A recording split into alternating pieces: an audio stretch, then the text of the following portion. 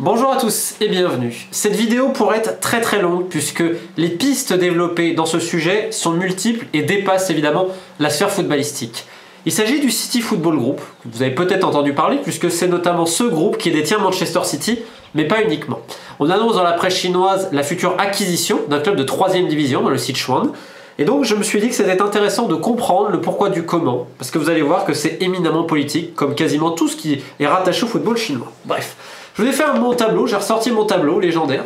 Alors là, on a le City Football Group. Oui, le City Football Group, ce sont les propriétaires de Manchester City. Néanmoins, dans la stratégie, je rappelle que le City Football Group étant détenu par Sheikh Mansour, membre de la famille royale émirati, il y a l'idée d'être une puissance globale au niveau footballistique et donc d'exercer sa sphère d'influence sur chaque continent en détenant diverses équipes.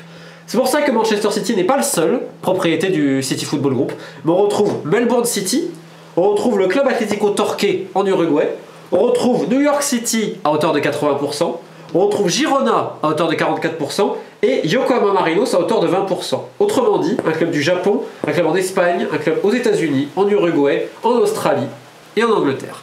Associé à cela, divers partenariats et clubs filiales jusqu'au Venezuela et un partenariat également avec la Fédération du Ghana, on peut se rendre compte de l'influence continentale du City Football Group. Alors, qu'est-ce que le City Football Group, quand même, on va le rappeler?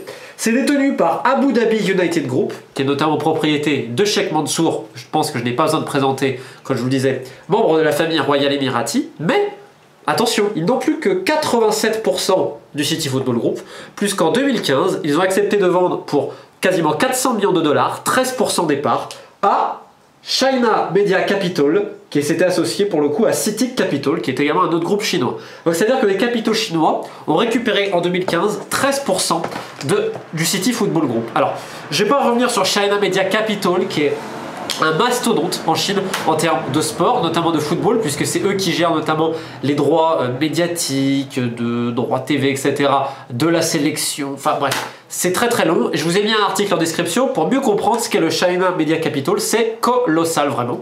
Alors le City Capital également, c'est assez important, ils font beaucoup d'investissements dans divers secteurs. Et en fait, il faut remettre en perspective l'investissement de capitaux chinois dans le City Football Group avec l'actualité politique. Je vais rappeler que les liens entre les Émirats Arabes Unis et la Chine datent des années 80. Et les liens sont très forts. C'est-à-dire qu'en 2008, il y a eu un terrible tremblement de terre au Sichuan. Le Sichuan est donc une province voisine du Tibet. Je vais vous montrer un peu où c'est. Alors j'ai pas de carte, mais bon, vous allez voir, ça c'est un atlas, donc ça c'est de la population chinoise. Alors voilà, on est là. Clac, c'est là. Vous voyez en rouge là avec la capitale régionale Chengdu. Donc on n'est pas très loin en effet du Tibet, c'est une région assez montagneuse, très riche en minerais, cobalt, titane, enfin bref. C'est une région quand même qui a du monde, il y a de plus en plus de personnes qui habitent là-bas, notamment sa capitale Chengdu. Et en fait suite au tremblement de terre de 2008, ce sont les Émirats Arabes Unis qui ont fait un don de 50 millions de dollars. Donc c'est absolument colossal, vous imaginez bien. Et en fait c'est très intéressant d'étudier le rapport entre les décisions politiques, les décisions commerciales et les accords et la participation de capitaux chinois dans le City Football Group. C'est-à-dire qu'en 2014 est signé un accord absolument unique pour la Chine de coopération entre les Émirats Arabes Unis et la Chine, notamment en termes de matières premières, pétrole, etc. Un accord qui a fait grand bruit, je vous ai mis divers articles de la presse internationale à ce sujet-là. Quelques mois plus tard, on voit l'acquisition de parts donc du City Football Group par des capitaux chinois, avec en même temps, en 2015 toujours, la visite du président Xi Jinping en Angleterre et notamment dans les installations de City. Rendez-vous compte, il s'agit d'un des hommes les plus puissants du monde, si ce n'est l'homme le plus puissant du monde, qui d'ailleurs, la légende dit qu'il aura un faible pour Manchester United, qui va se rendre directement dans les installations d'un club de football. Ce qui vous montre bien le pouvoir que peut avoir le foot aujourd'hui, qui est le sport le plus médiatisé au monde. Je rappelle que la dernière Coupe du Monde a été suivie par plus de la moitié de la population, plus de 3,5 milliards de personnes ont regardé un moment la Coupe du Monde. C'est absolument colossal. Donc, on voit qu'il y a plus ou moins une corrélation qui se confirme d'ailleurs avec la récente visite de Xi Jinping aux Émirats Arabes Unis. Et je vous ai mis en lien la traduction de son discours, là-bas, de sa visite, en anglais. Et vous pouvez voir tous les accords commerciaux entre les deux pays. Et le fait qui commence à être très intéressant, c'est que depuis quelques années, on peut voir des investissements chinois concernant le football. Alors attention, il y a souvent des coquilles vides et une politique chinoise à deux vitesses, notamment pour faire sortir les devises du pays. Mais cette vidéo n'a pas pour but de vous faire un cours sur la Chine. Mais néanmoins, on a vu diverses possessions, notamment à Prague. Rappelez-vous le Slavia Prague qui a été racheté par une entreprise énergétique chinoise. Et en fait, Quand vous lisez les projets du Parti communiste chinois vis-à-vis de sa stratégie footballistique, qui est donc une stratégie à court, moyen et long terme jusqu'à 2050, qui célébrera le centenaire du parti donc à la tête de la République populaire de Chine, on voit leurs envies, leurs rêves, etc. C'est d'ailleurs quelque part assez comique, puisque quand tu lis ce manifeste, tu vois qu'ils aimeraient que bientôt donc les futurs fils et filles de la Chine rêvent de devenir des footballeurs de haut niveau, etc.